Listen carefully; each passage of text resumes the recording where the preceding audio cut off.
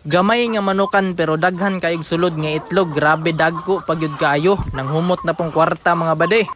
Muadto na pud sa ato ang manukan bade kay magpakaon ta dayong paghuman atong harbison ng ilang itlog kay para makabaligya na pud ta og makakwarta.